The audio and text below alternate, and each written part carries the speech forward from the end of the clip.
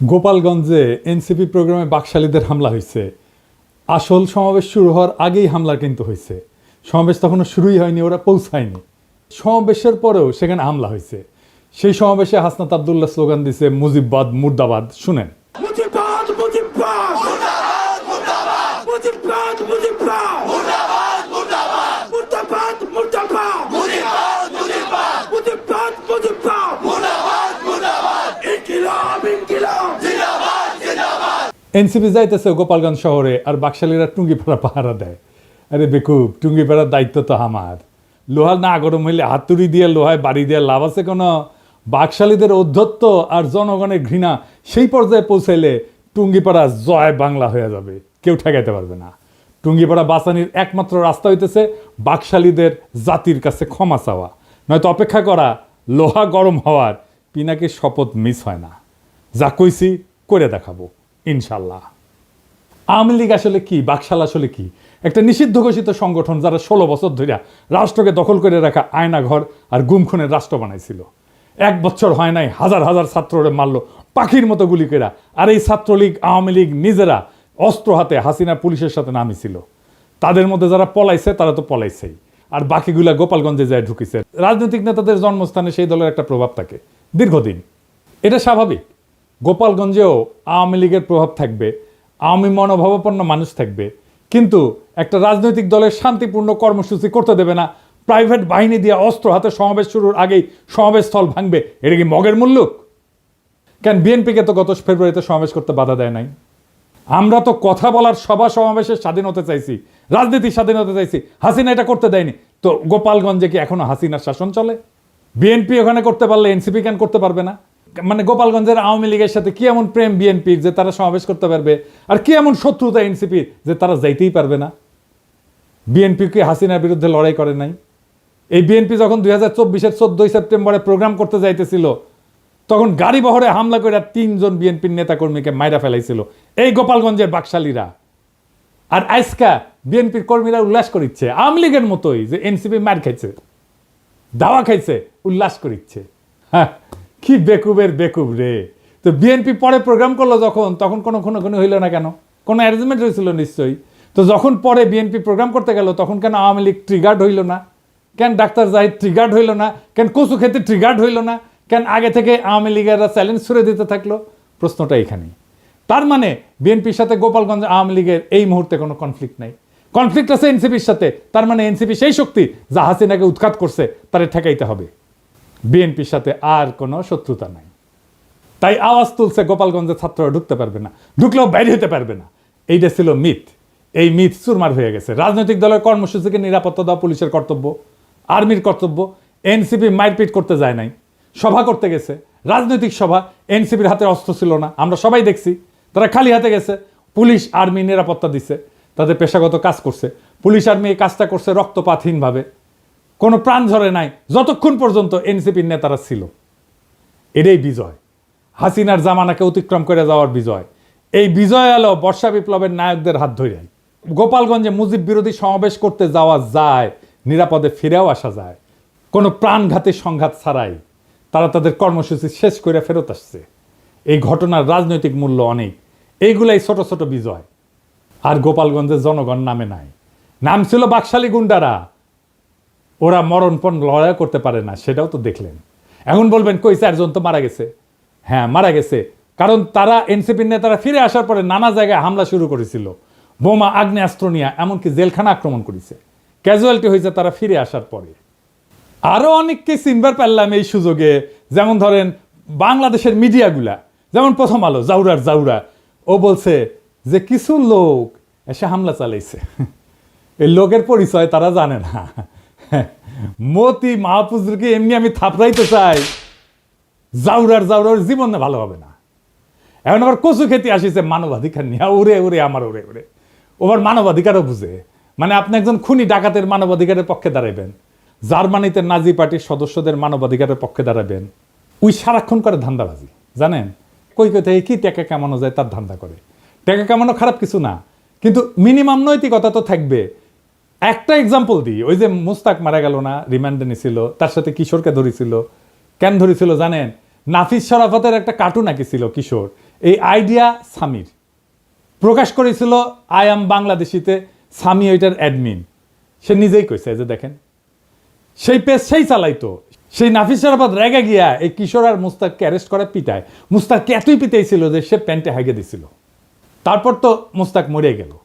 সেই নাফিস শরাফতের একটা কাজের জন্য এই সামি তদবির করছে মন্ত্রণালয়ে, কাজ দেয় না এই জন্য মন্ত্রণালয়ের দায়িত্বপ্রাপ্ত বিশেষ সহকারী পিছে সে লাগিছে, তার নামে রিপোর্ট করাইছে। যে আমার কমরেডকে মাইরা ফেলাইলো তার জন্য তদবির। সি সি সি সি রে সামি সি। আমি এটা শুনে বাকরুদ্ধ। একটা মানুষের নৈতিক পজিশন এত সহজে বেঁচে দেওয়া যায়? মুস্তাকের জীবনের এতটুকু মূল্য নাই তার কাছে। আমি যে ওরে অপছন্দ করি এমনি এমনি না, ওর মধ্যে বিবেক মনুষ্যত্ব কিচ্ছু নাই। ওর সঙ্গে যখন কথা হইতো তখন আমি বলছিলাম যে আপনি মোটা আজিজের মারছেন না, সেটা আমাদের জন্য ভালো হয়েছে, কিন্তু আপনার একটা বস্ত বড় ক্ষতি হয়েছে। আপনার মধ্যে একসময় রিমোর্স আসবে, অনুতাপ আসবে। আজ না হোক কাল আসবে, কাল না হোক পরশু আসবে, নয়তো মরার আগে আসবে। আপনার মনে হবে একজন মানুষ আপনারে বিশ্বাস করেছিল, সে খারাপ মানুষ তাতে সন্দেহ নাই, কিন্তু বিশ্বাস করছিল আপনাকে। সেই বিশ্বাস, ট্রাস্ট আপনি ভাঙছেন। ট্রাস্ট একটা খুব ইম্পর্টেন্ট জিনিস। বাংলাদেশে বিশ্বাস ভাঙাটা কোনো ব্যাপার না। আর এই কচুকেতিরকে দেখে বুঝলাম ও মরার টাইমে ওর রিমোর্স আসবে না। তবে আল্লাহর মায়ের বলে একটা জিনিস আছে না, সেটাও টের পাইতে শুরু করবে এখনই ও টের পাবে।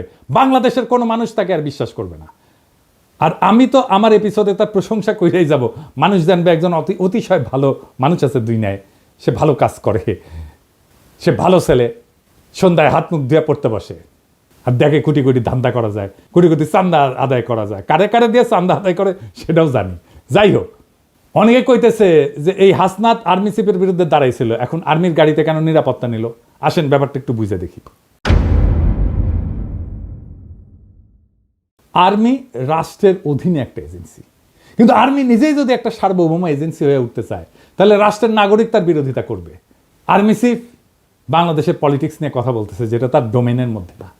সে নিজে একটা সার্বভৌম এজেন্সি হয়ে উঠতে চাইছে।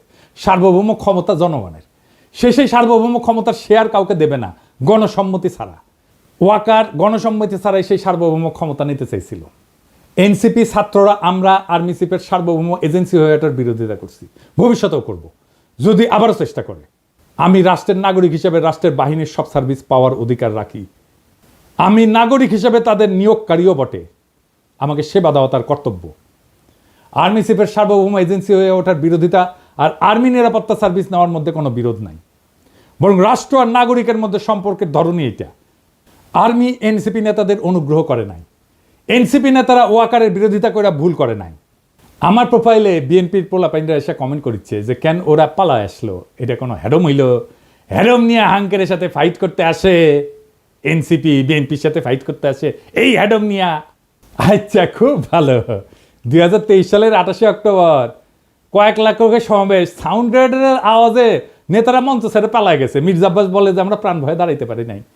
মাঠ ফাঁকা, নেতারা শুধু না লাখো লাখো লোক ফাঁকা হইতে বেশি সময় লাগেনি। অস্ত্রের সামনে শূন্য হাতে টিকে থাকা সম্ভব না, এটা সবার মনে রেখে ট্রল করা উচিত। এই ছেলেদের অসীম সাহসের কারণেই গত বছরের 5ই আগস্ট হাসিনা দেশ ছেড়ে পালাই যেতে বাধ্য হয়েছিল। এই ছেলেগুলো তখন রুখে দাঁড়াইলে আজও হাসিনা মসনদে থাকতো, খালেদা জিয়া আজকাল জেলে থাকতেন, আর আপনাদের অনেকেই গুম হইয়া আয়না ঘরে থাকতেন, কেউ কেউ মারাও যাইতেন ক্রস ফায়ারে। আপনাদের কে বুদ্ধি দেয় এনসিপির পিছে লাগতে? আপনাদের দল তো ছাত্রদের জন্য বিবৃতি দিছে, তাদের নিরাপত্তার জন্য উদ্বিগ্ন হয়েছে। আপনার দলের নেতাদের সাথে তো আপনাদের ডিসকানেকশন। এখন আমি বুঝতে পারি যে কেন মির্জা ফখরুল মাঝে মাঝে মেজাজ হারায় ফেলে, কেন বক্তৃতা দিতে যে ধমকা ধমকি করেন, থাপ্পড় টাপ্পড় মারেন। তাদের সাহসের প্রশংসা করতে না পারলে চুপ থাকেন। ওরা হুমকি সত্ত্বেও ওখানে যাওয়ার হিম্মত দেখাইছে। হামলার পরেও তারা সমাবেশস্থলে গেছে, বক্তৃতা করছে, মুজিববাদের বিরুদ্ধে স্লোগান দিছে। এই অসীম সাহস দেখানোর জন্য তাদের ধন্যবাদ। এইবার আসেন গোপালগঞ্জের আলোচনায়। কেন গোপালগঞ্জে যাওয়াটা জরুরি, দখল নেওয়াটা জরুরি? আসেন এই বিষয়টা আলাপ করে বুঝি। 1971 সালে 16ই ডিসেম্বর বাংলাদেশ স্বাধীন হয়। এটা আমাদের বিজয় দিবস। আমরা জানি যে ওই দিন আমরা পরাজিত করতে পারি, পাকিস্তানি বাহিনী আত্মসমর্পণ করে। 1971 সালে বাংলাদেশে পাকিস্তানি ভাবাদর্শের পরাজয় হয়েছে। তারপরে বাংলাদেশে পাকিস্তানি ভাবাদর্শে পলিটিক্স করা গেছে, যায়নি। বাংলাদেশকে মাইনাই পলিটিক্স করতে হয়েছে, এটাই নর্মাল। ওই সময় পাকিস্তানবাদী ছিল জামাত, এখনকার বাংলাদেশে পলিটিক্স করে, কিন্তু তারে বাংলাদেশ মাইনাই পলিটিক্স করতে হয় এবং পাকিস্তানি ভাবাদর্শকে ডিনাই কইরেই। তখন পাকিস্তানি ভাবাদর্শ পরাজিত হইলেও বেশ কিছুদিন কোন কোন এলাকা পাকিস্তানপন্থীদের আওতায় ছিল। ওই সমস্ত জায়গায় বাংলাদেশের সার্বভৌমত্ব প্রতিষ্ঠা করতে সময় লাগছে। যেমন ধরেন মিরপুর 1972 সালের 30শে জানুয়ারি পর্যন্ত মিরপুর দখলে ছিল পাকিস্তানপন্থীদের। ওইটা মুক্ত করতে গিয়ে জহির রায়হান মারা যান। নারিন্দা, নারায়ণগঞ্জ, শিয়া মসজিদ, মোহাম্মদপুর, খুলনা, পুরান ঢাকা, রূপসা, রাজশাহী, সিরাজগঞ্জ, বগুড়া, চিটাগাং পোর্ট, এইসব জায়গা 16 ডিসেম্বরে মুক্ত হয় নাই, পরে মুক্ত হয়েছে আস্তে আস্তে। ঠিক এইভাবে 2024 সালে বিপ্লবের পরেও বাংলাদেশে বাঙালি জাতীয়তাবাদ পরাজিত হয়েছে, আওয়ামী ভাবাদর্শ পরাজিত হয়েছে, মুজিববাদ পরাজিত হয়েছে। কেননা এইটা বাংলাদেশের সার্বভৌমত্ব মানত না, এইটা বাংলাদেশকে ইন্ডিয়ার পার্ট ভাবত। দেশের মানুষের বিক্ষোভের তোরে ইন্ডিয়ান আর্মিরে ডাকতেও তাদের আটকায় নাই, পাইকারি খুন করছে, দেশের জনগণের বিপক্ষে যুদ্ধ ঘোষণা করছে, তারা নিজেদের বাংলাদেশি মনে করা জনগণদের উপরে গুলি চালাইছে, সবাইকে বাঙালি হইতে বাধ্য করতে চাইছে। তাই ওইটা ফ্যাসিস্ট একটা রেজিম ছিল। তাই বাঙালি জাতীয়তাবাদ এবং মুজিববাদ, বাকশাল, আওয়ামী লীগ বাংলাদেশ আর পলিটিক্স করতে পারবে না, তারা বাংলাদেশি মানে না। কিন্তু 71-এর মিরপুরের মতোই 24-এও গোপালগঞ্জে এখনো বাঙালি জাতীয়তাবাদ, মুজিববাদ পরাজিত হয়নি। সেই জন্য হাসনাত আব্দুল্লাহর গোপালগঞ্জে দাঁড়ায় মুজিববাদ মুর্দাবাদ, এটা খুবই প্রতীকী একটা কাজ হয়েছে। মুজিববাদ মুজিববাদ মুর্দাবাদ মুর্দাবাদ মুজিববাদ মুজিববাদ মুর্দাবাদ মুর্দাবাদ মুর্দাবাদ মুর্দাবাদ মুজিববাদ মুজিববাদ মুজিববাদ মুজিববাদ মুর্দাবাদ মুর্দাবাদ ইনকিলাব ইনকিলাব জিন্দাবাদ জিন্দাবাদ। আমি গোপালগঞ্জের আমজনতারে বলবো, আপনারা বাংলাদেশ না মানা রেসিস্ট, ফ্যাসিস্ট বাঙালি জাতীয়তাবাদে থাকেন না, আর মদত দিয়েন না। সারেন্ডার করতে বাধ্য করেন অ্যান্টি বাংলাদেশ বাঙালি জাতীয়তাবাদী এবং মুজিববাদীদেরকে। পরাজয় মাইনে নিতে বলেন, মাইনে নিয়ে বাংলাদেশের মেইন স্ট্রিমে জয়েন করতে বলেন মেহেরবানি কইরা। আর এটা যদি না করতে চান, গোপালগঞ্জ বিপ্লবের বাংলাদেশের সার্বভৌমত্ব প্রতিষ্ঠা করা হবে। আপনারা এক সপ্তাহ টিকতে পারবেন না, আর্মি পুলিশ কিচ্ছু লাগবে না, জাস্ট আপনাদের সাপ্লাই চেইন বন্ধ করে দেওয়া হবে। আপনারা বাইরে হতে পারবেন কিন্তু ঢুকতে পারবেন না। সব ইকোনমিক অ্যাক্টিভিটিস বন্ধ হয়ে যাবে, জ্বালানি তেলের সাপ্লাই বন্ধ হয়ে যাবে, গ্যাস বন্ধ হয়ে যাবে, ইলেকট্রিসিটি সাপ্লাই বন্ধ করে দিলে আপনারা শেষ।